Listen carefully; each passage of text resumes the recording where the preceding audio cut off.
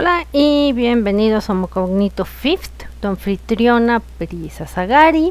Gracias por suscribirte, por darle clic a la campanita, por dejarme en la caja de los comentarios tu comentario, que para mí es muy importante. Y sí, los estoy viendo a todos, les estoy contestando. Y bueno, lo más posible sus dudas, yo sigo sacando temas. Hay otro que también ya nos habían pedido.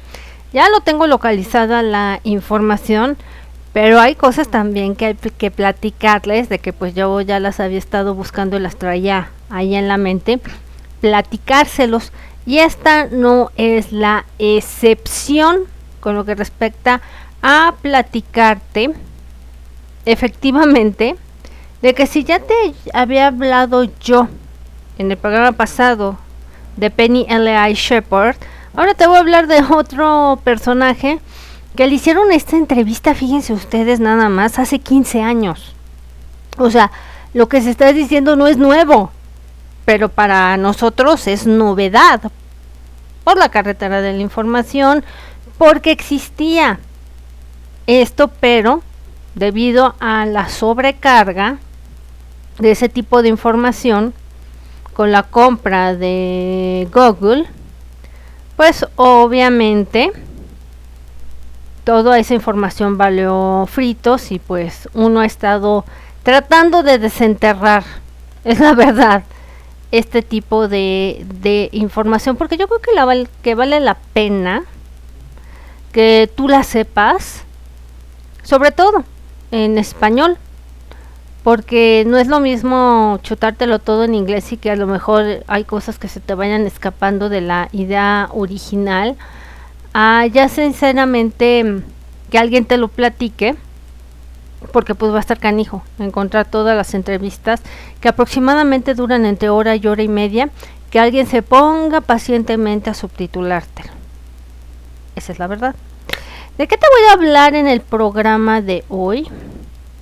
Pues miren, sería como otra vez una imagen así. Tenemos a una armadura como una especie de super soldado, y sí, la verdad es que sí, es una especie de super soldado. Lo compararíamos con lo que sería Total Recall, ¿no? Que ya no lo había dado Schwarzenegger. Te voy a hablar de este personaje. Ahorita pues está más o menos así a esta edad, así como se ve este señor de cabellito largo canoso. Anteriormente, ya hace 15 años, tenía 40. Entonces, ¿de qué te voy a hablar de esto? ¿Quién es este señor que te acabo de enseñar en fotografía? No es nada más ni nada menos que Duncan O'Finoan, y se le tituló como el máximo super soldado. Le hicieron un coco wash condicionado, controlado, como parte de un programa de autoclasificación llamado, tú ya sabes, el MK, y se llamó Proyecto Talento, así como te lo estoy comentando ahorita. Y de otros niños que fueron entrenados, más o menos como 1000, estamos hablando que eran niños guerreros en 1966. Ahí nomás, para que te des una idea. Y bueno, él, todavía que anda vivito y coleando por aquí, en su opinión puede ser que él es el único que haya sobrevivido. Y sobre todo para contarte su historia, su verdad, vamos a decirlo así.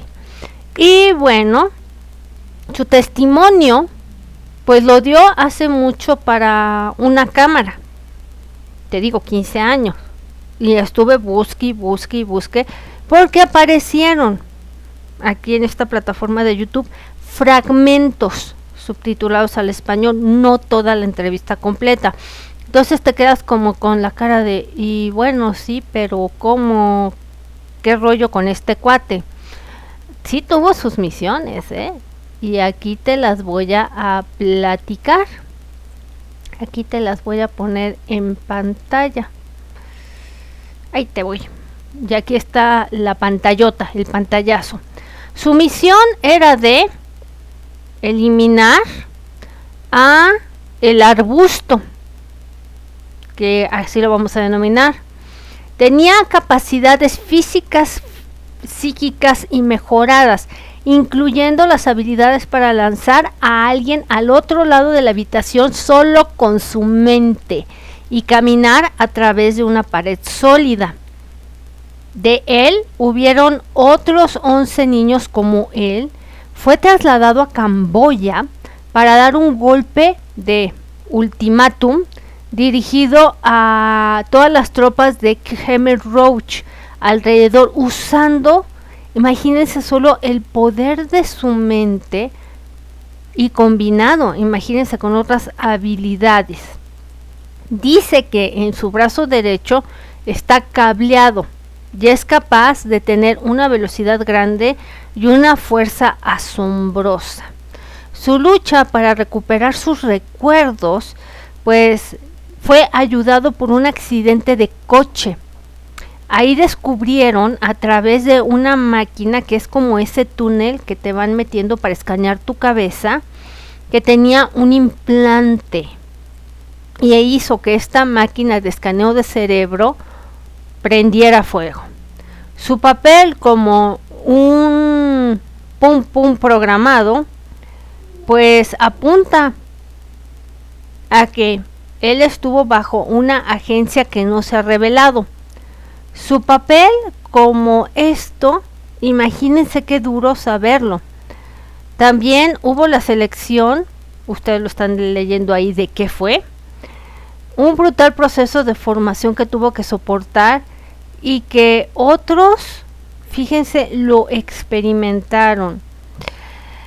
Así de gruesa está la historia de este señor Duncan, de nombre Robert Duncan O'Farrell. Ahora bien, sí hay más cosas, De hecho, 22 años después, este señor Duncan, que su sangre es mixta, vendría siendo con cherokee e irlandés, y bueno, a él se le conoce como el último guerrero, o como un Total Recall, como aquella película de Schwarzenegger. Yo me puse a ir viendo dónde he visto que personas comunes y corrientes hagan esto con la mente de lanzar personas. Me acordé de este personaje que tú lo has visto en todas las series animadas y películas, Charles Xavier de los X-Men, que tenía un poder para, obviamente, captar a otros mutantes. Acordémonos de otro personaje de los X-Men, que era la telequinética, que después se convirtió en el Fénix, en esta historieta que ella con su mente podía lanzar personas. Ahí están las películas, Y cuando se habla de que podía pasar paredes, me vino otro personaje de los X-Men, nada más y nada menos que Shadowcat, que no es nada más ni nada menos que Kitty Pryde. Y cuando vemos estas cosas que él está contando lo que pasó, de verdad ya pensamos que los personajes de cómics nada más han sido diseñados por una gran imaginación humana. Fíjense nada más cómo está el asunto. Y la entrevista va más o menos así. De hecho, esta entrevistadora le hace que ver, oiga, ¿y usted cómo estuvo dentro de este programa? ¡Qué rollo! Y entonces dice él, lo que ellos querían era gente que era medio nativoamericana y celta, o sea que era como una mezcla de estas dos razas.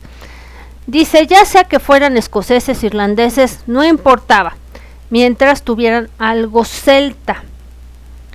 La razón de ello es que los que son nativoamericanos y los celtas, es la explicación de Robert, son dos razas de la Tierra que están más superpuestas a la capacidad, no normalita como nosotros, más bien paranormal, o la capacidad que él denomina PCI. Y dice también, en cuestión de ambas culturas, ambas practican las cuestiones que no son normales, son paranormales. Es una especie que tiene memoria genética. Dice, está en nuestra memoria genética. Me pareció que fue básicamente hasta que hace unos 2 años cuando yo me entero que mi padre era parte de la agencia de la CIA. Así comienza Robert hablando todo esto. Mi padre ya no vive, y estamos hablando que esta entrevista también es desde 15 años atrás. Y dice, y nunca me enteré. Fíjense. Esta información hizo que varias piezas de información y cosas que habían sucedido en ese pasado, pues le rebotaran a él. Dice, lo que pasó conmigo fue en el año 1966. En ese año, Robert contaba con 6 años de edad. Fíjense nada más, ¿cómo se le llamaría a esto? Pues abuso, ¿no? Hacia un menor, explotación de un menor. Ahora resulta que conforme han pasado los años, la gente se pone de delicadita. Pero en 1966, pues nadie protestó, nadie dijo nada.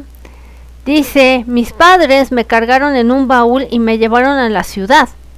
Hacía frío, había nieve, oscuro. Dice, nunca olvidaré ese día. Ya que destaca que porque vamos a una tienda de hardware a estas horas de la tarde, o sea, lo llevaron los papás con engaños. Así que vamos a la tienda y en ese momento mis padres ni peleaban, o sea que él vivía en un ambiente donde sus papás peleaban muy seguido, pero tampoco se estaban llevando bien. Dice, yo había estado en la tienda ya varias veces con mi abuelo. O sea, fíjense nada más cómo entregan a sus familias, ¿no? Este tipo de cosas. Y fuimos a la parte de atrás, nunca había estado en la parte de atrás y había una puerta allí. Ahí no sabía que había niños de mi edad. Todos nos sentaron en mesas y en mesitas de jardín para niños. Sentados en estas pequeñas sillas y todos contábamos con las mismas cosas. Parecía que teníamos un rompecabezas. Él tenía 6 años, chéquense nada más. No tenía decisión de nada. Además, dice, entró una señora y como que él dijo, ¿esta señora qué, no? ¿Aquí qué hace? Dice, ella era alta, elegante, con un abrigo de piel. Estábamos al este de Kentucky. Y un niño de 6 años dice, pues, qué rara señora, ¿no? Dice que esta persona o esta señora tuvo un papel muy destacado desde ese momento. Dice, yo he visto en mis recuerdos y me dejaba jugar y me dio perdón, una pila de bloques. Y entonces ella le comenta, quiero que me hagas una foto. Y entonces se hizo para atrás. Dice, busqué, pues si estaba mi mamá a los alrededores. Vi a mi mamá con un tipo de traje y ese señor no debería de estar ahí. Y tenía un portapapeles ese señor y ella firmaba unos papeles, o sea, que vendió a su hijo.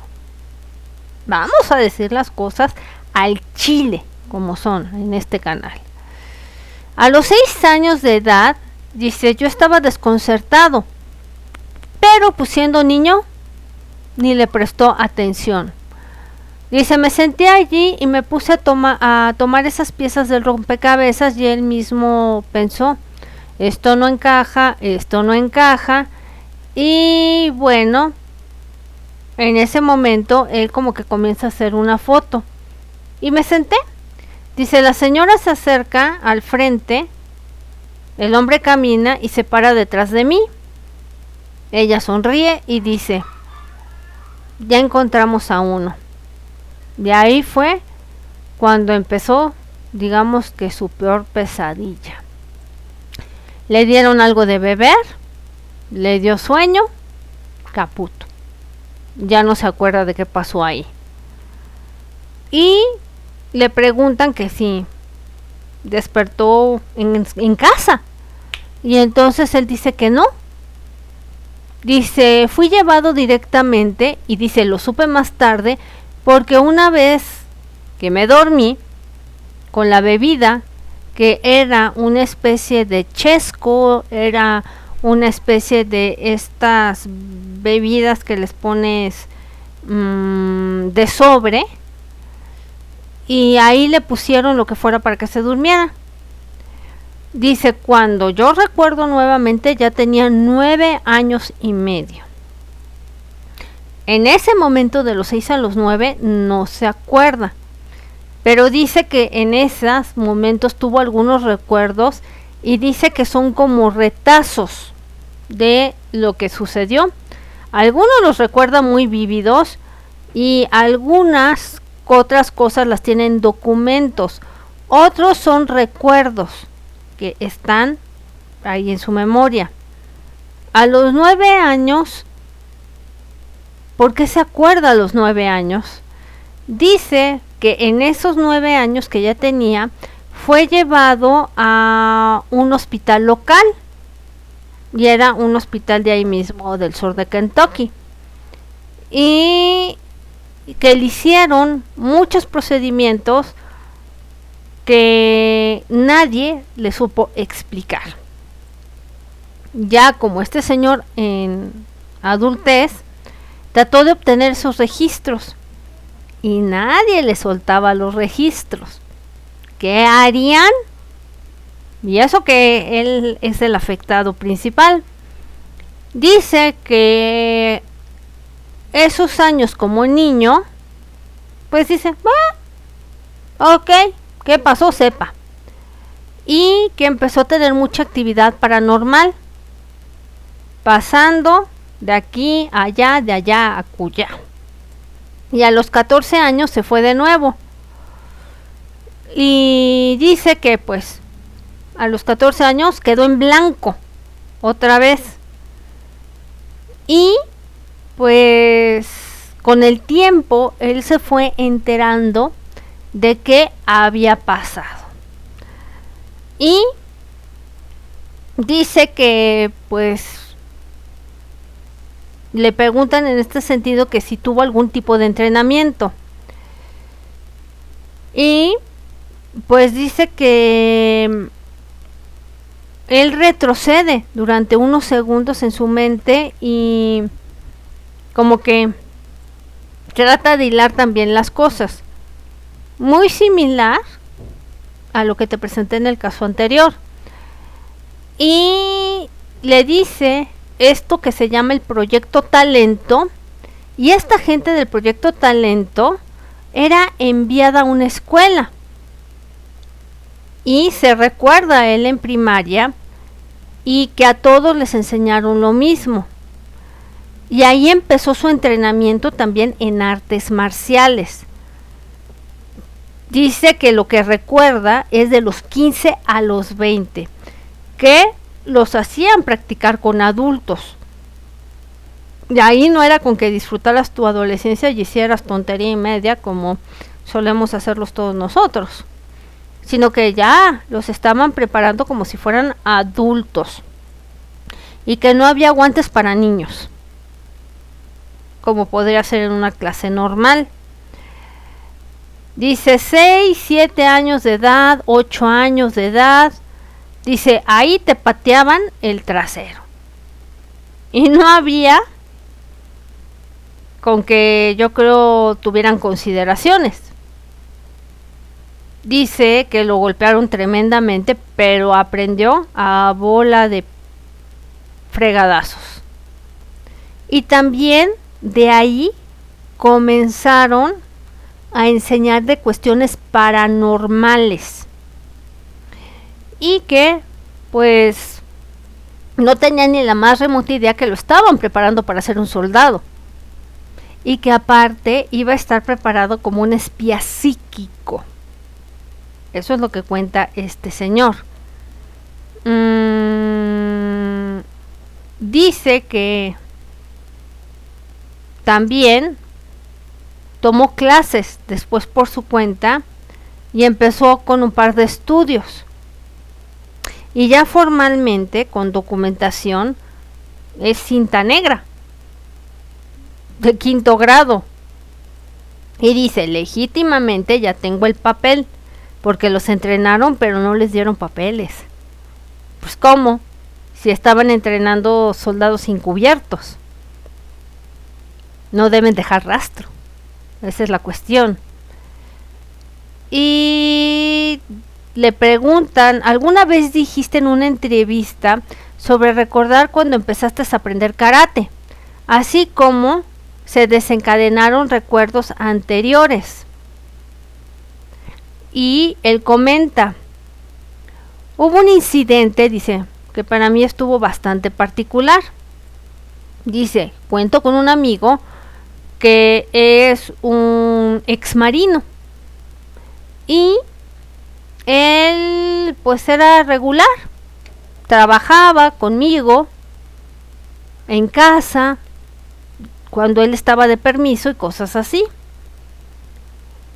Que una vez, dice, mi amigo nos estaba entrenando una noche, dice, y era un tipo rudo en ese sentido, y yo sabía que iba a ponerme mis sopapos sin sudar, o sea, con la mano en la cintura. Dice, estábamos combatiendo y yo hice una técnica que cuando él se levantó del suelo, se enojó y a la misma vez estuvo confundido de ese movimiento. Le dijo, oye, ¿dónde aprendiste esto? Le dijo, no tengo idea. ¿Dónde aprendí qué? O sea, pues fue un gatillo y un movimiento involuntario. Y pues se recuerda en una granja a los 19 años de edad. Y pues una granja normal, donde había ganado, donde había cerdos. Y dice, yo no recuerdo ahí qué me dijeron. Y era una instalación también que él dice, Robert Duncan, que era como tipo camuflaje esa granja porque pertenecía a la CIA. Ya estamos hablando que su historia comienza en el 66. Y dice, y ahí yo comencé como que a conectar. Y empezó a recordar cuando tenía entre 8 y 9 años, cuando tuvo el accidente automovilístico. Dice que se rompió discos en el cuello y cuando empezaron con el scan de la resonancia magnética, pues no encajaba con que tenía ahí un implante en el cráneo. En algún lugar, en alguna manera, le terminó ese implante. ¿Quién te dice que ese implante de cráneo es de estos no humanos? yo ahí me quedé fría escuchando su testimonio. Y pues dice que esto lo siente como si fuera de película. Y dice, cuando me pusieron el aparato que es como un túnel y te meten el cuerpo, pues se incendió. Cuando empezó a dar los giros para tomar la tomografía craneana, pues hizo choque con lo que él traía en el cerebro, que pueda ser de procedencia no humana. Ahora bien, dice que él sintió dolor y pues dice, me vinieron recuerdos de ver muchas pantallas de televisión. Dice, y te vienen como flashazos en cada de esas pantallas, y en cada imagen hay un recuerdo, y llegaban esos recuerdos. Y empezó a construir en su memoria qué le había pasado. Y dice, la máquina magnética se incendió. Y dice, y la misma máquina pues me expulsó. Dice, y me quedé ahí solo, en ropa interior y la bata médica, sosteniendo mi cabeza y gritando. Y gritó él, ahora sí que muertes al por mayor, con mucha sangre, fue lo que dijo. Y empiezo a vislumbrar lo que es el humo. Y entonces se arrancaron los técnicos, salieron las enfermeras y lo sacaron de ahí. Agarraron los extintores y empezaron a quitar el fuego. Y el implante que trae en el cerebro, pues obviamente nunca se lo operaron. Ahí lo sigue teniendo. Y ya no funciona. Pues yo creo que hizo ahí un choque electromagnético. Dice, le preguntan, ¿y cómo estás seguro de que ya no funciona, manito? Y entonces dice, porque ya no he sido utilizado, no he tenido ningún apagón, quedándome 3 o 4 días sin recuerdos. Dice, eso se empezó a detener y pues está en un punto muerto, y sobre todo en su cerebro. Dice, si tú ves ese implante, tiene el tamaño de un grano de arroz. ¿Tecnología no humana?, preguntamos aquí. Y dice, y ahí está. Y que ese implante es pequeñito. También dice que él había comprobado a través de fuentes independientes que pues lo revisaran. Y le dijeron, si tienes un problema, eso tiene que quitarse. Y si no, pues caput con tu vida. Dice que pues no querían que, dice, no, pues para que me metan cuchillito y me quiten esto y demás. Y lo que quería era conseguir una opinión de qué era. Y sobre todo que tuvieran pues prueba de que él traía algo en la cabeza. Y estaba dispuesto a firmar una declaración que estuvo ahí o que lo vieron y que saben de que este cuate trae un implante en la cabeza. Así es, más o menos. Le preguntan también, ¿qué más puedes recordar que a lo mejor no sea parte de tu cuerpo original?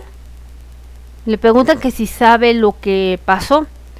Lo que dice que lo que él recuerda es despertar una máquina, también recuerda, El año sería 69 y que esa máquina del tamaño de una mesa venía con una envoltura.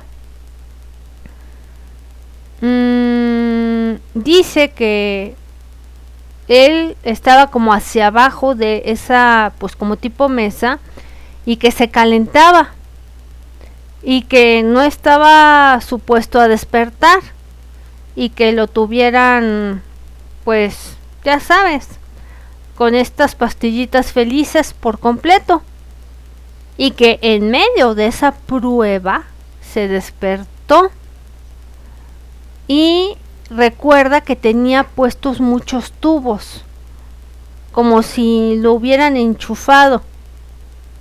Vamos a hacer como un recuento, como si ustedes ya han visto la película Matrix, cómo desenchufan a Neo de estas cuestiones de la máquina. Imaginémonos algo así, que él estaba todo enchufado. Imagínense tener ese tipo de recuerdos. Y pues no sabe qué le estaban haciendo en esa situación.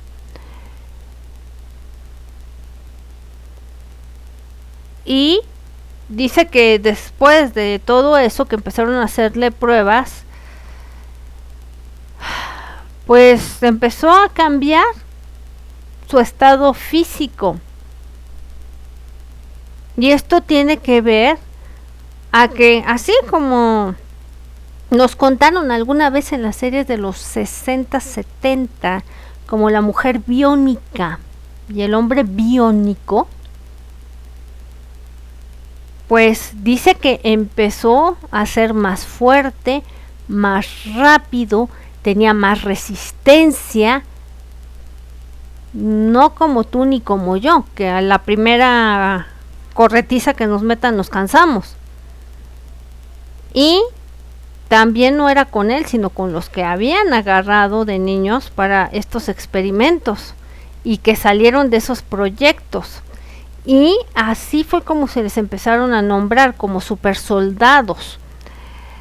Y pues era ser más rápido, más fuerte, que tuviera más resistencia, tolerancia normal al dolor, y así como se sigue. Y dice que en lo que eran sus cuestiones físicas, pues sí, hizo todo eso como si fuera Flash, Superman y todos aquellos combinados juntísimos, que le quedaron también las habilidades paranormales. Y pues esas habilidades paranormales salen cuando sale su máxima personalidad, y les dieron una personalidad definitiva con lo que es una programación MK. También hay testigos que lo vieron reventar bolsas de estas, de las que son de boxeo, con un puño, así de hacerle ¡pum! Y como si fuera película, que destrozara el saco de boxeo. ¡Sas! Dice, pues no sé, pero no, un ser humano capaz, común y corriente, no es capaz de hacer eso. Le midieron la velocidad y la potencia de perforación en Burlington, Wisconsin, en una instalación de ahí, que obviamente la desmantelaron, y le hicieron pruebas para deportes profesionales, para equipos de fútbol y todo eso. Su poder de golpe en esos momentos, que fue entrenado como super soldado, era 175 libras, del puro golpanazo, y pues su peso equilibraba esas 175 libras. O sea, imagínate el peso que tenía, que pues debía estar bien tronadote, más el golpe. Estamos hablando como nos lo han presentado en las películas de ciencia ficción. Fíjense, nada más. Y de hecho, cuando le hicieron esas pruebas, estamos hablando del año 1984. Era primavera. Y que, pues la prueba era de no creerse. Su poder de golpe, más pesado, era más fuerte que un boxeador de peso súper pesado. ¿Cómo ves? Y las patadas que daba con la pierna eran de 120 mph. Nada más ahí. Aunque nosotros vimos el desempeño de Bruce Lee, enfrentarse con algo así es para que te dejara en la lona sin vida. Y de hecho su poder de golpe era más de 18 a 1950 libras pie. Es lo que comenta. Y pues con un golpe podía estallar los bloques de hormigón. Las habilidades físicas de este cuate primarias, pues capaz de ponerse en la mente de alguien, o sea, poderlo controlar de su mente hacia otra mente, siendo capaz de prever eventos en tiempo real, estar en la mente de alguien más. O sea, parece que estamos hablando de una super película de ciencia ficción que puede ser que ya nos hayan contado. Dice que pues estar en la mente de alguien y no es leerla solamente, sino oír lo que la persona está pensando. Y pues a eso se le llama picting, de que esté otra persona oyendo lo que tú estás pensando. Fíjense nada más qué cosas tan peligrosas. Y dice que ellos, estos supersoldados, ven imágenes de sus pensamientos. Dice a la entrevistadora: tú puedes tener sed y estás pensando en un chesco. Te miro y voy y te doy una lata de chesco. Eso es lo que sucedería, sin que tú te des cuenta que yo sabía lo que estabas pensando. Fíjense. Y pues ese tipo de habilidades las tiene un luchador, un soldado o una persona que ya está entrenada para ultimar gente. Sí le da a una persona un poder ilimitado. Y miren que estamos hablando de cosas suficientemente increíbles. Pero pues les digo, es su testimonio y es su verdad. Yo vengo y te la platico y pues busca a Robert Duncan O'Farrill para que te des una idea de lo que ha venido diciendo este cuate. También tiene testigos sobre que también tenía implantada otra personalidad. Y que pues como era de esos que con una palabra gatillo le cambiaban la personalidad, pues hay cosas que no se puede acordar. Dice que las personas que comienzan a recordar, por lo general, pues ya es como en el tostón, en el cincuentón o principios de los 60, lo que te hicieron hacer. Demasiado viejo para ya lo que sirvieron te explotaron y ya. Y lo que dice concuerda, dice, no estoy diciendo que a los 60 ya estés cascarita, pero para todas las habilidades que le hicieron en este programa, pues sí, obviamente estamos hablando de que pues ya no estaría en condiciones.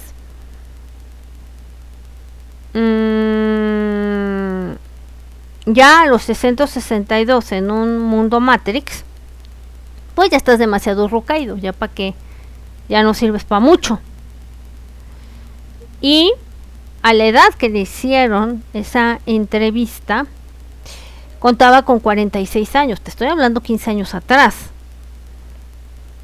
Y pues si vemos una fotografía cuando le hicieron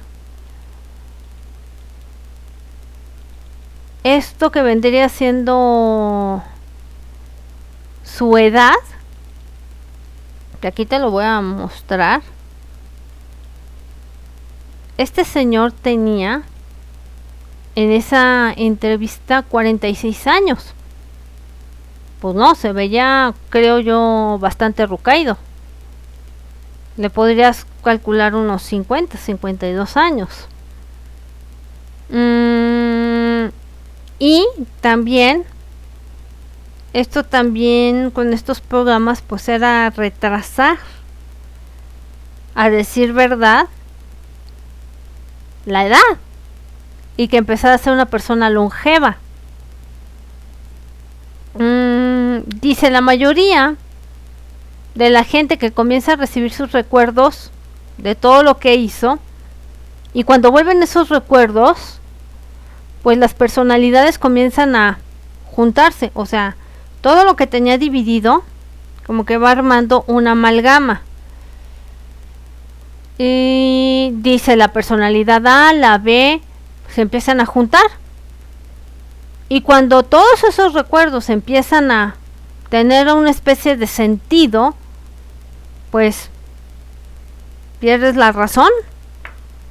Ya ahí es cuando surgen términos psiquiátricos o psicológicos de que estas personas pues tienen alguna especie de esquizofrenia. Dice que la mayoría de estas personas pues acaban despidiéndose de esta vida, y los que no se despiden de esta vida pues terminan en asilos psiquiátricos. Y además le hacen la pregunta, ok, usted como super soldado también puede tener ese detonante de quitarse la vida. Y dice, sí. Dice, o sea, ¿cómo? Como que los programan como si fueran una bomba de tiempo. Él contesta que sí.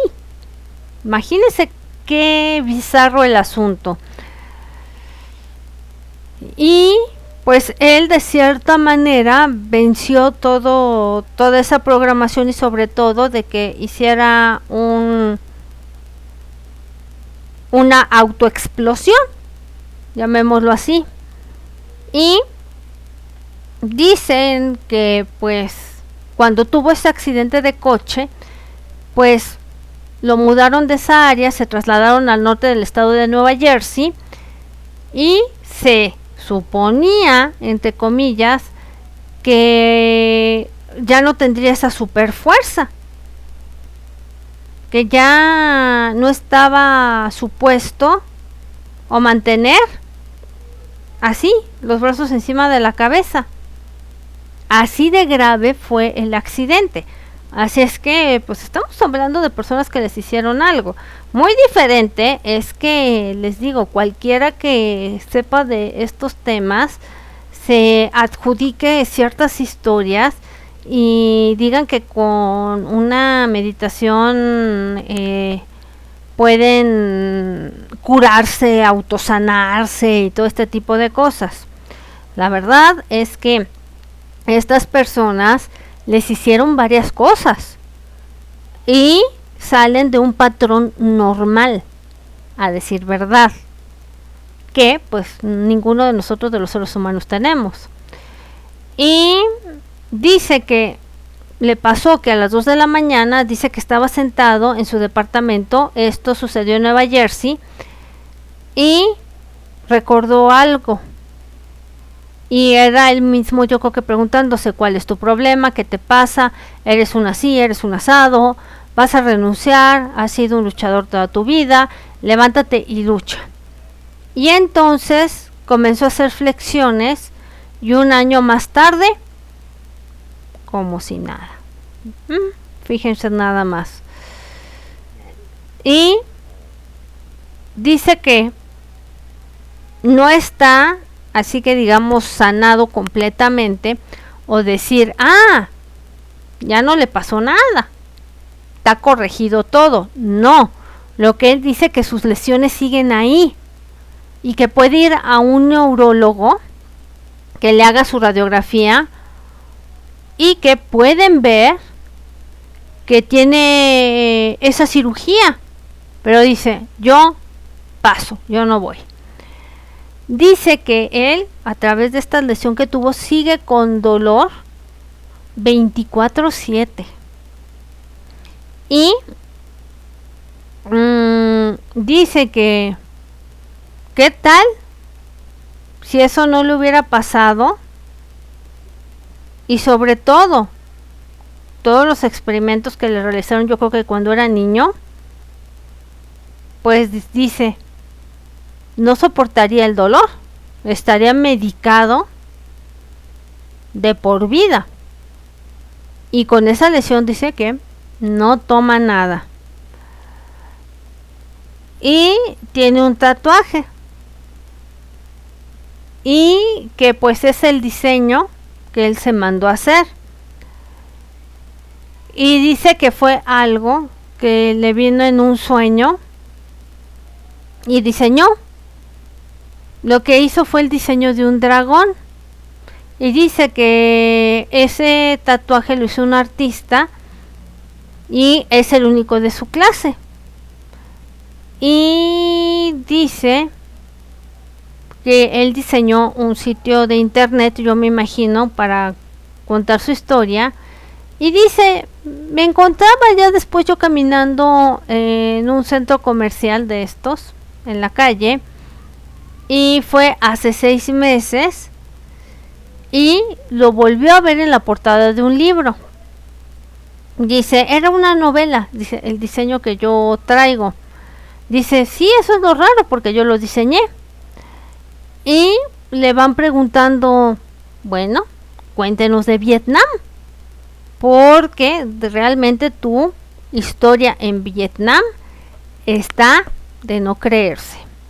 Dice que él estuvo en el norte de Vietnam 2 ocasiones y que pues su historia ahí sigue siendo turbia, porque sigue pues paulatinamente recordando. Imagínense estas personas que han hecho lo que han querido con ellas,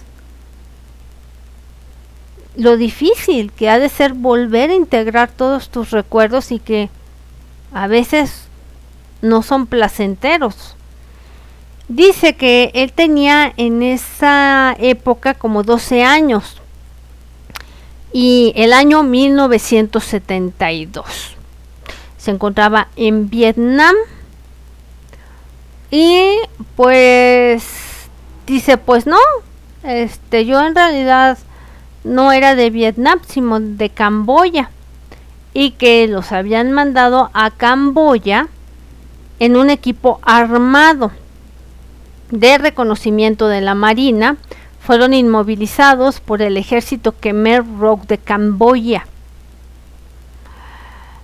Llamaron a refuerzos para que lo sacaran, y aparte de todo, digo, a él lo mandaron a un lugar, y desde ese entonces pues la familia lo vendió, a decir verdad. Y pues había un capitán de reconocimiento de infantería de marina, eso dice, y un capitán del Navy SEAL, y le dijeron, ahora tengo mis propios recuerdos de ello, pero él lo vio desde el punto de vista diferente. Se acuerda haber visto un helicóptero negro, un Huey, a tierras, 12 niños, y van bajando de ese helicóptero. Y pues imagínense lo que tuvo que haber vivido. Dice, salimos de ese helicóptero, dice, formamos un semicírculo y dice, todos nos tomamos de las manos, agárrense de las manos, y le preguntan, ¿todos eran niños en ese momento?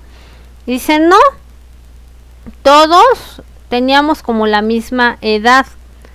Dice, pero yo era el mayor en ese sentido. Es lo que dice Robert Duncan. Por lo tanto, pues iban alrededor de los 12 años, eran adolescentes. Y dice, las edades iban de rango entre 9 a 12. Dice, era el líder del equipo, nos tomamos de las manos, levantamos así los brazos entre todos y nos los ejecutamos. Sin meter armas. ¿Qué les harían? ¡Wow! Como de no creerse. Y dice, pues ¿a quién te despachaste? Y dijeron, a cada soldado de los jeremes rojos, dentro del radio de 20 millas.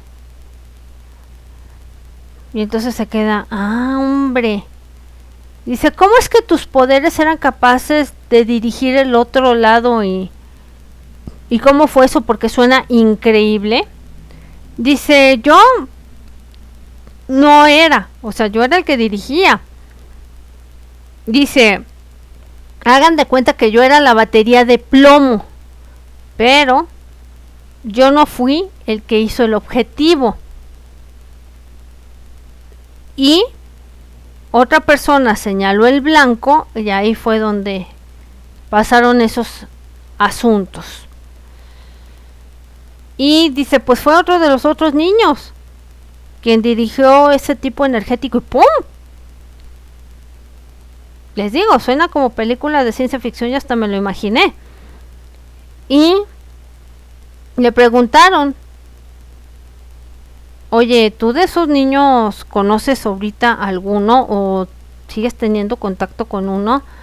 Y dice que sí, que tiene todavía contacto. Ojalá y todavía sigan con vida estas personas. Y pues la cuestión es sacarle también otro testimonio a la otra persona, pero quién sabe si pueda dar su testimonio. Y lo que dice la entrevistadora es que gracias por compartir todo esto, porque es algo realmente que uno no se esperaría saber. Y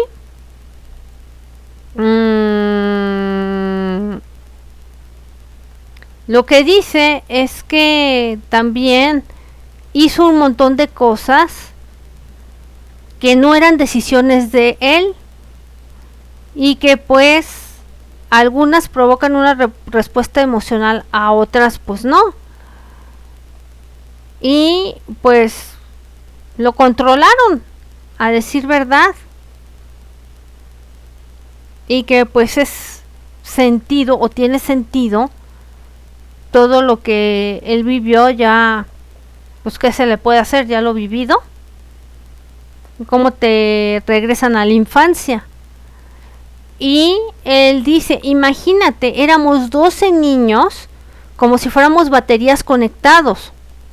Si tienes una sola batería podrías obtener nada. Dice, y vas juntando una y otra y otra y otra hasta que ¡pum! Tienes un poder. Dice que ellos estaban pues agarrados de las manos y estaban unidos en una especie de semicírculo.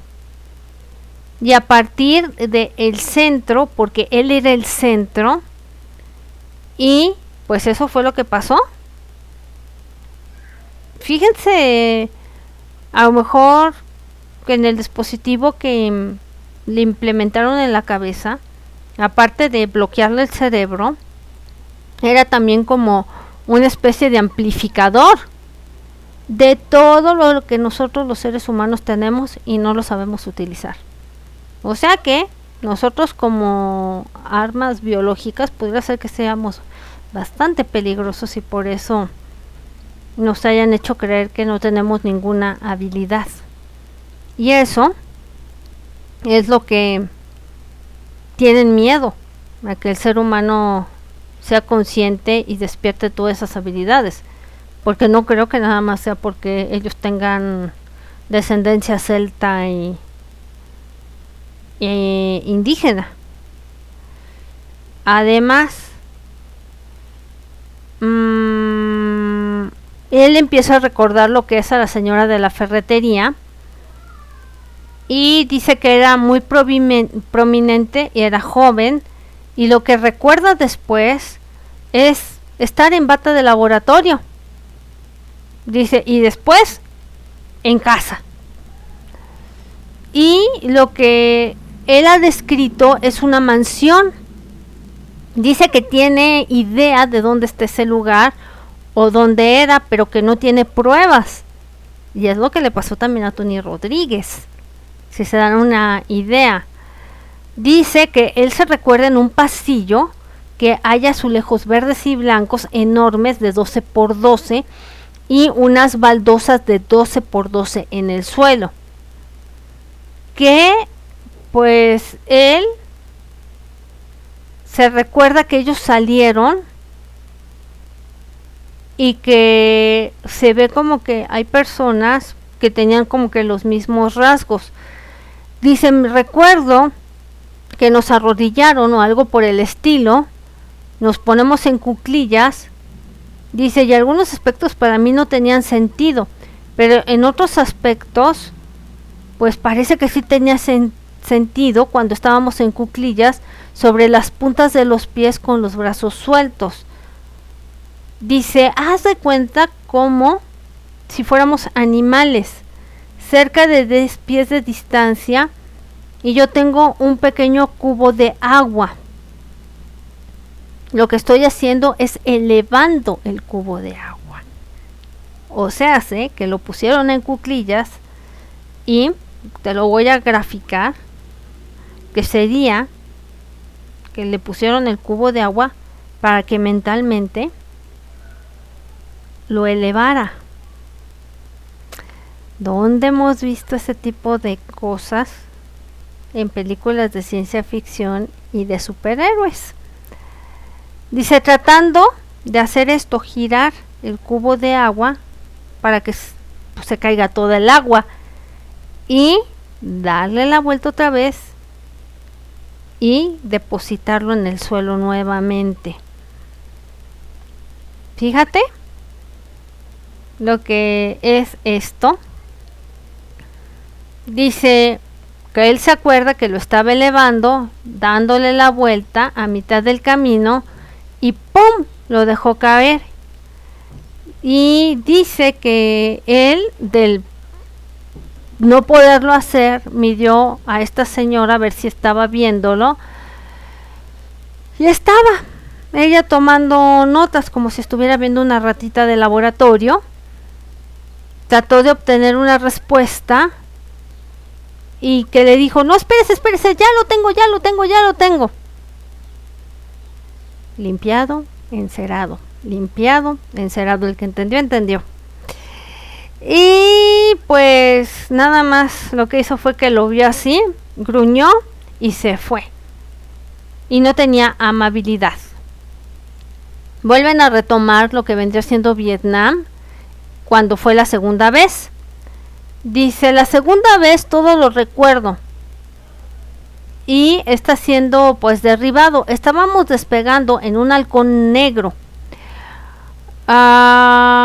y fue ahí otro incidente, un Huey, y nos levantamos a unos 10 pies de la tierra, tomamos un poco de fuego antiaéreo y nos bajamos.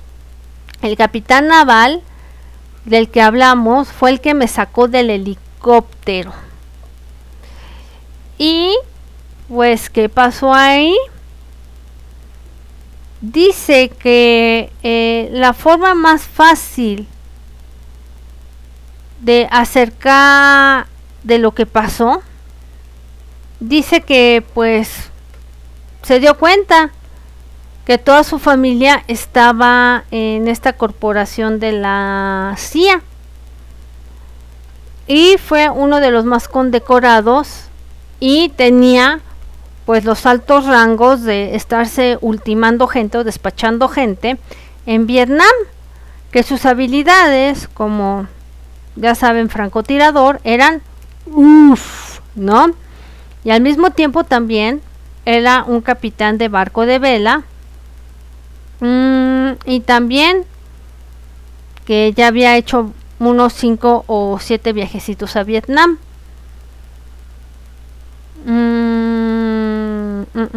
¿Qué más les puedo comentar de este señor? Porque tiene cosas muy interesantes sobre esta entrevista. A los 12 años dice que empezó a recordar lo que era su cara. Dice, y yo sabía quién era él. Y que nada más iba a estar en ciertos círculos. Y bueno, dijo, así me empecé a meter en esos círculos. Y encontré a esta persona. Nos sentamos en una cena, en un casino. Y comenzamos a hablar sobre esa historia que pasó la segunda vez en Vietnam. Y le preguntan otro de los entrevistadores, oiga, ¿estará dispuesto a presentarse? Dice, él sí. Y dice, ¿y tú no lo recomendarías a lo mejor para hacer una entrevista? Dice, absolutely, o sea, absolutamente. Y también le pregunta, oye, así como tenías desarrollada la telepatía y todo, también podría ser uno de los de la visión remota. Dice, sí, me entrenaron para eso, pero no era el mejor. Y bueno, digamos que él en sus entrenamientos pues podía ser un espía psíquico y otros le echaban a los catorrazos. Y entonces ahí comenta él que su problema, y que le han dicho cuestiones de lo que él hizo muy fuertes, que luchaba con habilidades físicas, y dice, no solo dejo que fluyan, las lucho por la razón que sea, se bloquea, y por la razón que sea se va bloqueando, y ahora no le dieron un título, pero sí lo graduaron del proyecto Talento. Dice que eso, cuando se graduó, vendría siendo finales de su adolescencia, que se convirtió en un soldado con habilidades psíquicas. Y dice que él no puede decir que es una de las personas que fue puesta en una habitación que estuviera pintada de negro. Y bueno, dice, yo te puedo decir qué es lo que está haciendo una persona de alto rango importante a 4000 millas de distancia. Y que estaba desayunando la persona. Imagínense. Sé de algunas personas que lo hacían, dice, pero yo este tipo de cosas no las hacía. Le preguntaron que si conocía a un tal Joseph McMonagly. Dice, no me suena. Dice, ya me lo han preguntado de esta persona, pero no sé quién es.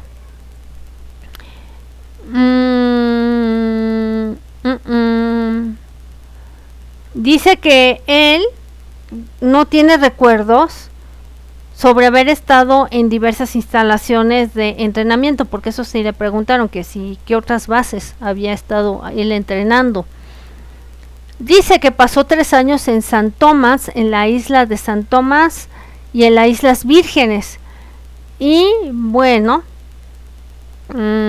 también dice que se acuerda de haber visto a gente que también lo buscaban, y otras personas pues decían, pues sepa dónde quedó, porque yo desde niño hace mucho que no lo veo.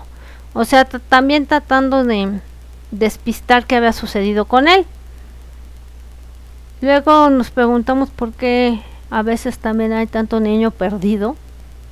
¿Quién te dice que algunos de los que más se han perdido no han entrado en este tipo de programas. Yo no ni enterado.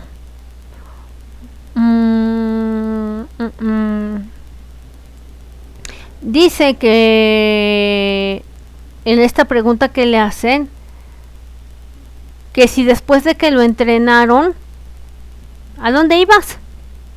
¿Dónde te utilizaron como arma?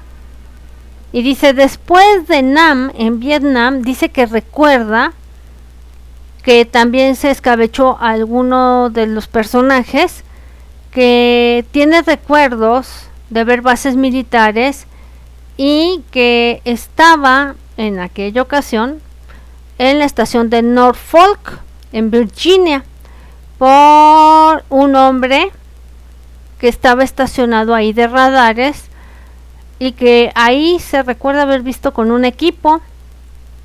Y dice, después esta persona se puso en contacto conmigo porque vio mi foto y le empezó a decir cosas que sucedieron y que él pensaba, ay, a lo mejor lo soñé, puede ser.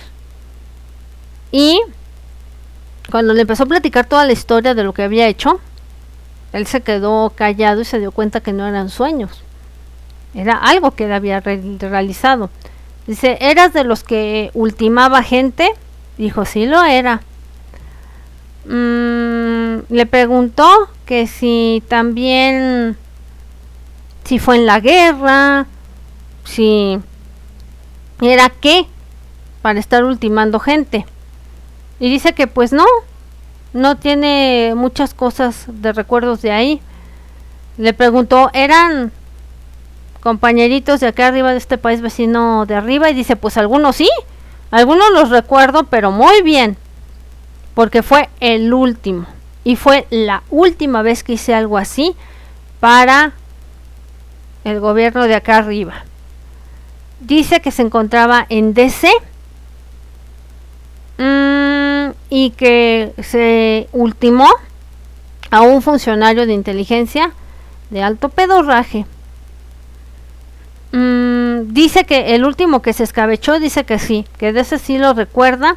Dice, no supe el nombre, así como sucede en las películas. Te doy esta foto, chútatelo y yo te pago.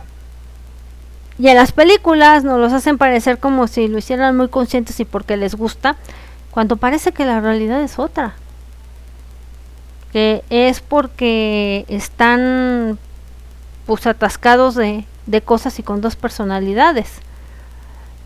Ahora bien, le preguntan que si recuerda las operaciones que hubieron en otros países. Dice, oh sí, una fue en Francia. Y pues dice, oh, ¿qué andabas haciendo por Francia? Y dice que tiene un recuerdo vívido, que también le mostraron una fotografía, que él estaba sentado en un pequeño café en la Torre Eiffel. Dice, no tengo conocimiento de ese tiempo, de que yo hubiera estado en Francia, pero el tipo me mostró una foto de 8x10 en blanco y negro y estoy tomando algo en una taza con un vapor de agua que sale de ella. Dice, yo recuerdo haber hecho un trabajo, pero no sé de quién era. Dice, un señuelo fue enviado y lo que la dama habría de hacer era conseguir que el chico saliera de la barra, así como lo hemos visto en las películas de espías, esperando pues no exactamente su sano juicio. Dice, si estaba borracho mucho mejor. Y mi trabajo consistía en arrebatar, agarrar, tener información y luego desvivir. Recuerdo que hice el arranque, agarré y luego el recuerdo se desvanece desde ahí. Dice que ese estilo de películas que abundan en Hollywood, él no las puede ver. No puede, nomás no. Y pues hay violencia y él sale de algo así que ha sido muy violento parte de su vida. Dice que le encanta la lucha libre y sobre todo que él incorporaba técnicas de lucha libre profesional en su enseñanza cuando era instructor. Dice, no es por la violencia. La última película, dije, que traté de ver fue la Identidad Bourne Identity, que esa también es una muy interesante de lo que le pasó a este cuate. Dice, no puedo avanzar ni media película y dice, mejor le cambio, porque es algo que le detona que él hizo y que estas películas te la chutas tú como ciencia ficción.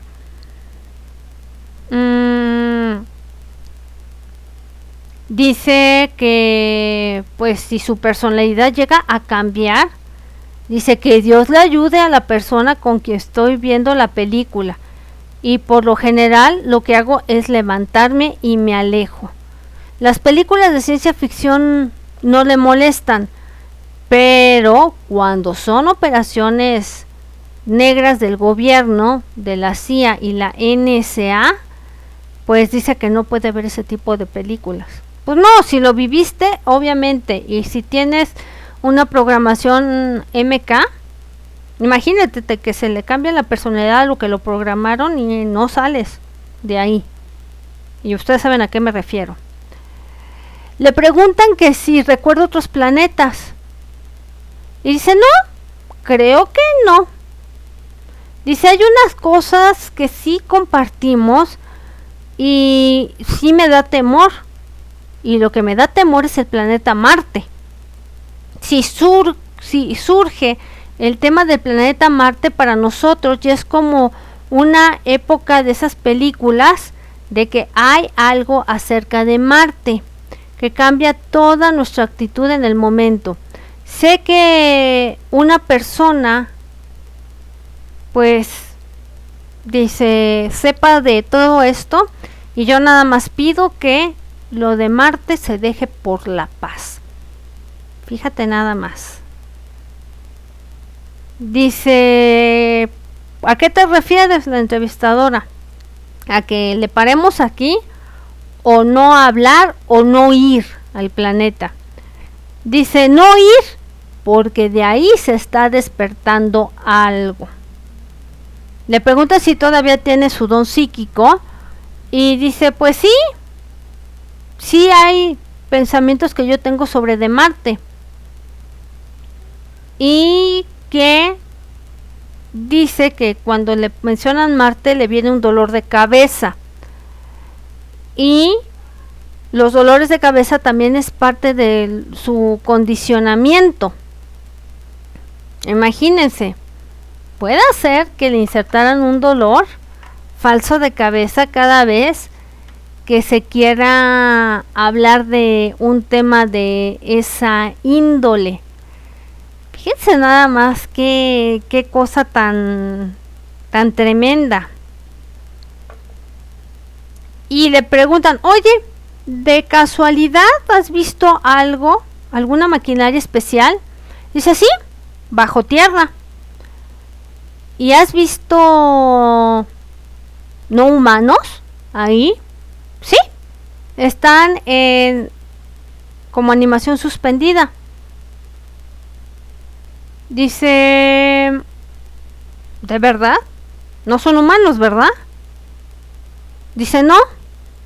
Dice, y son muy altos y tienen características largas. Así lo explica Duncan. Dice, ¿cómo es su apariencia? Dice, se ven como egipcios. Fíjate nada más. También dice que una vez tuvo un arranque de ira que fue de rabia y cuando esos recuerdos volvieron se sentó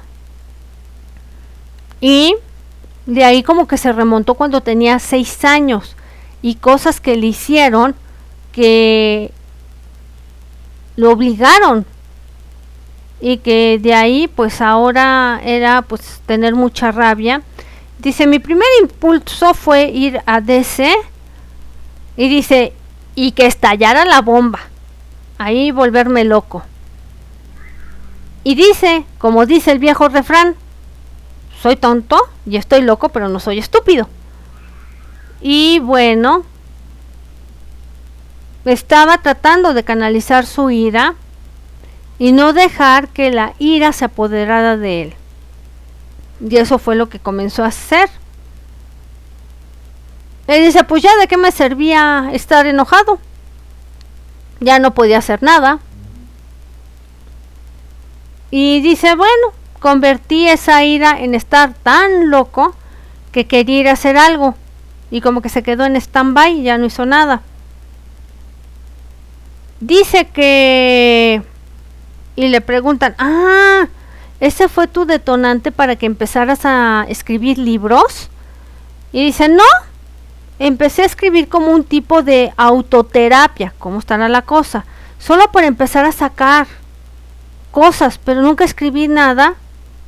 Alguien leyó algo de lo que había escrito Duncan y dijo, ¿sabes qué? Esto está bastante bueno. Y dice, tienes que echarle ganas y seguir así. Y de hecho hay que buscar ese libro de Robert Duncan, que si salió se debió haber llamado El despertar mortal, porque pues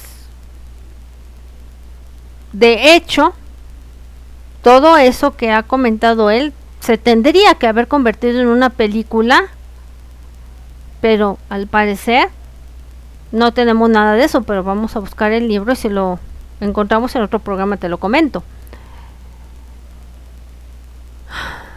Y bueno, sería una forma de platicar su historia en un contexto más amplio. Y lo que dice Duncan es lo siguiente: me gustaría ver que suficientes personas despierten, que marchen allá en Washington y contar de estos proyectos y hacer responsables a las personas. No va a haber demandas, no van a ser procesados, eso está bien, lo superé, dice, hace mucho tiempo. Todo el mundo necesita involucrarse y superar esto, solo tienen que rendir cuentas y hacer que se detengan. Y pues yo creo que por eso hemos empezado a sacar estas historias, porque yo creo que ya basta de que estén abusando así de la gente. Y también los draconianos, ya basta. Y le pregunta a otra persona, ¿tienes alguna idea si estos proyectos están continuando? Dice que en los 60 había cerca de 1 millar de niños y que solo hay alrededor de 60 que quedan. Lo que contesta Duncan es lo siguiente: en el 66 se supone que habría 1000 niños que fueron tomados de su grupo. Hay solamente cerca de 20 de nosotros que quedamos ahora. Creo que lo que tengo que explicar es eso. Dice, éramos realmente de 6 a 7 años de edad, puestos en defensa de supervivencia, y nuestras personalidades las dividieron. Cualquier niño normal, cualquier persona normal, no haría las cosas que hicimos en su marco correcto de la mente. Por lo tanto, tuvieron que dividir nuestras personalidades, hacer un borrón y cuenta nueva con una nueva personalidad. Eso lo dice así literal Duncan. No tenía rima, no había ninguna razón, ningún derecho, ningún mal, ningún concepto, por lo que hicieron en lo que ellos quisieron que fuera. Y dice, esta es la forma en que dividieron mi personalidad ahora. Yo no sé, estoy seguro de que hicieron lo mismo idéntico a otras personas, pero eso es como un hecho, no a cada uno. Habría diferentes técnicas para diferentes niños. Así lo comenta. Y estamos hablando del 66, estamos 2022. Y apenas como que esto fluyó hace 15 años y pues trataron de quitarlo. Dice que como se lo describieron cuando era un niño, estos son sus tratamientos, así como si les estuvieran haciendo una terapia médica. Imagínense, un niño de 6 años que iba a saber. Dice, imagínense, dice, a los 6 años, porque así sería, a los 6 años, y lo curioso es que puedo describir esto como muy poca emoción porque, dice, le pasó a él, y sí, es su verdad, lo que a él tiene que decir. Dice, no es algo que yo hice. Dice, estás atado sin ropa a una silla de madera con los brazos hacia afuera y estás atado de aquí, de aquí, de aquí, de aquí. Dice, a tus dedos los extienden, dice, así, de forma abierta, y hay cosas que son insertadas aquí, por lo que no puedes hacer nada. La mano la tienes inmóvil ahí a la mesa y dice, eso está en mi mente, en mis ojos. Dice, tengo fobia a la punta de mis dedos. Imagínense qué le harían en ese tiempo. Lo que hicieron, dice, fue que me insertaron agujas debajo de la punta de los dedos. Y es doloroso. ¿Y saben quién lo hace? Ese tipo de torturas. Los capos. Y hay una película de Takahashi Miike donde torturan a una geisha con ese tipo de cosas que les meten debajo de las uñas. Y esta película se llama Vestigios. Por eso no me suena irrisorio lo que está diciendo este señor. Dice, y engancharon esas agujas a una corriente eléctrica y ¡pum! Le prendieron. Y se le llamaría waterboarding, que también le hicieron ese tipo de cosas como si lo fueran a ahogar y los traen de vuelta y así. Así como lo hemos visto en las películas para sacarles la verdad a algunos reos. Y dice que se lo hicieron de 2 maneras. Atado a una silla con una manguera con agua y así, hagan de cuenta como los policías que aquí aplican el tehuacanazo, así. Imagínense, un niño pequeño a esa edad haciendo esas terribles cosas, pues no son humanos, definitivamente. Y después de que se pasmaba, lo traían de vuelta. Y dice que pues no sabe nadar. ¿Cuál era el propósito? Le preguntan. Pues dice, dolor. Causarte un dolor intenso. Y pues es algo que tu mente no puede tolerar. Dice, uno se desmaya, todo se vuelve negro y te bloqueas. Y dice, los alemanes trajeron más de un fármaco con ellos. Una vez que también te dan tu shot, te bloquean estos receptores y no tienes la posibilidad de desmayarte. Ni siquiera tú mismo te puedes obligar a desmayarte. Así que una vez que el psíquico llega a un punto que no puede aguantar más, tiene 2 opciones. O te fragmentas para crear otra personalidad, para salvarte, o caput, ahí quedas. Fíjense nada más esta clase de cuestiones, y que una persona así te las cuente es realmente para dar coraje en decir, ¿cómo puede haber gente tan inhumana para sus propios fines y hacerle caso a estos estúpidos draconianos? Fíjense nada más. Y dice que pues es supervivencia. Así es que para los que digan que estos no lo aplicaron, fíjense, lo hicieron con niños. Y bueno, ahí creando otra personalidad. Dice, sí, realmente creas un individuo totalmente separado de donde puedes sacar esa personalidad definitiva y una segunda de lo que era yo mismo. Y otra. Y después lo sacan en psicología como que son personalidades múltiples, cuando simplemente es un MK Ultra. Y dice, ahora ya estoy siendo yo. Dice, era lo que querían. Hay otra película que mencionan aquí que se llaman El candidato de Manchurian o documental. Habría que buscarlo a ver de qué se trata.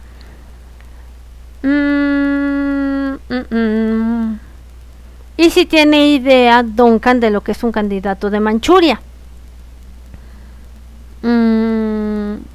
Dice que la última vez que también existe eso, que les hablan por teléfono, les echan una palabra gatillo y les cambian la personalidad. Algo así había dicho también Laura Eisenhower. Aquí tenemos ya como que 3 historias que van concordando con lo mismo. Les digo, pero su verdad.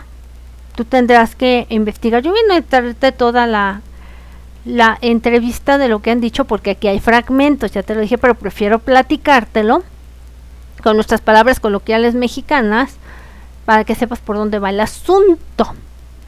Y dice que la última vez que hizo un trabajo, pues sí recibió una llamada telefónica en medio de la noche.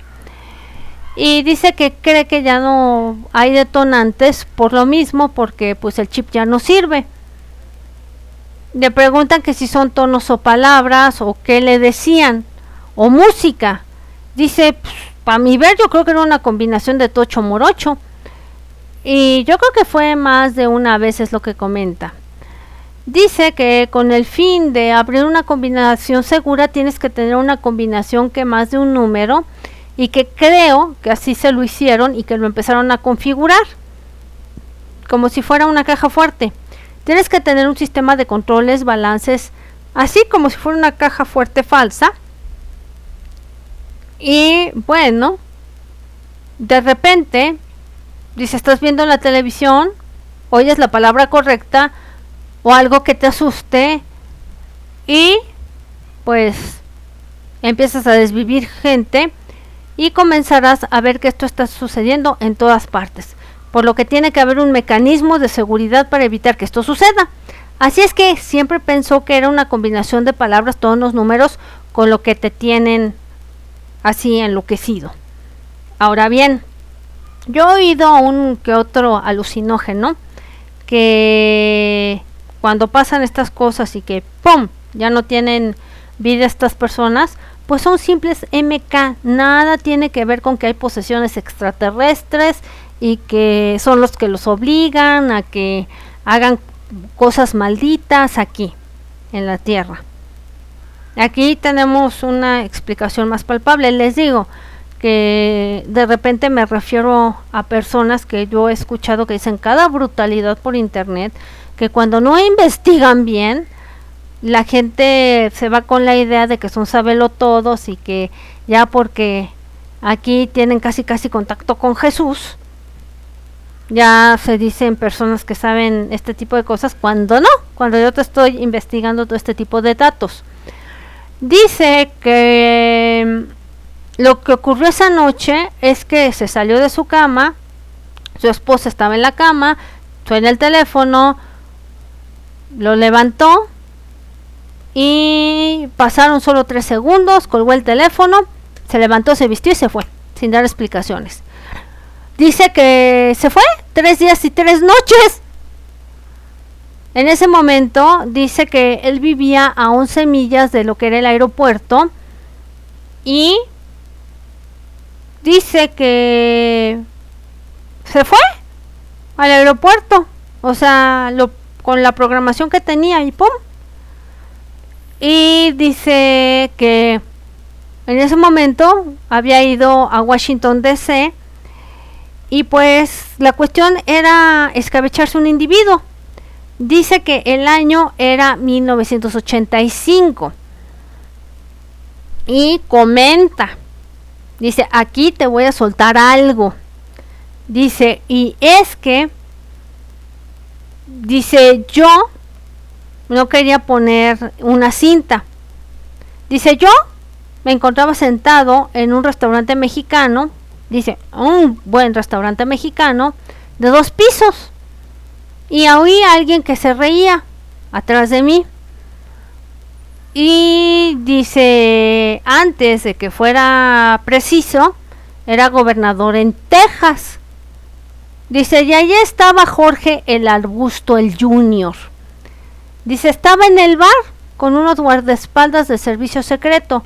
Dice, al estilo como nosotros creemos que estaba Don Cubas Calderón. Así. Estaba pero pipa.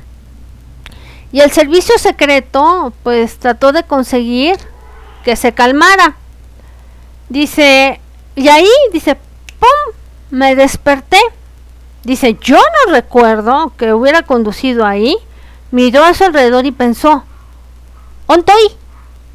Y aunque, pues, dice, no sé, dice, ¿por qué andaba yo allá? Dice, la idea que me vino es que me pudieron haber dado el hombre que le diera chicharrón. Y en su bolsillo llevaba una pum pum, ya saben de qué, un arma. Y por alguna razón en su conciencia estuvo luchando y pues no le dio piso. En ese momento, dice, cuando yo estaba ahí delante en ese bar, no tenía idea de quién era este señor.